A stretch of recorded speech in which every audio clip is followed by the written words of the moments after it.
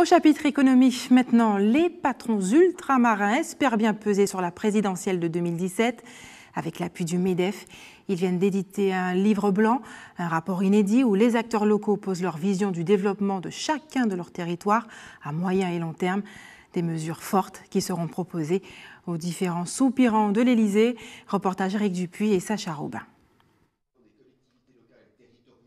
C'est inédit. Pendant 3 ans, les antennes d'outre-mer du MEDEF ont planché sur les conditions de développement de l'économie dans leur territoire. En résulte 106 pages de propositions pour stopper une situation jugée dépassée.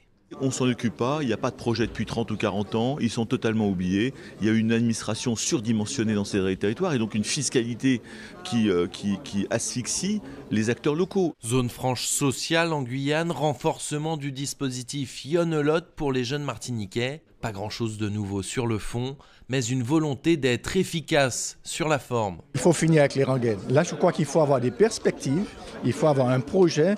Et dans ce livre, il y a le projet Outre-mer. Il nous faut non pas un changement de braquet, mais il faut carrément qu'on change de véhicule pour pouvoir ne pas aller dans le mur. Changer tout, ou presque, un élément de langage des patrons ultramarins qui n'est pas anodin en cette période électorale. Ce même mot, je ne veux plus l'entendre. Les Outre-mer sont une chance pour la France. Concrètement, qu'est-ce qu'on fait pour ? De quels outils on se dote ? Donc donnez-nous de bons outils, donnez-nous surtout la pérennité de ces outils. Et cet appareil qu'il faut être pour faire entendre sa voix et se faire connaître des potentiels futurs leaders politiques. Tout le monde drague les Outre-mer.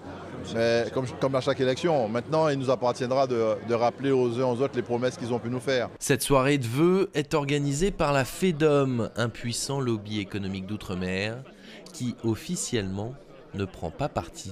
La FEDOM n'est ni de gauche ni de droite. La FEDOM, elle est juste pour le candidat qui promeut un modèle de développement économique sérieux pour nos outre-mer.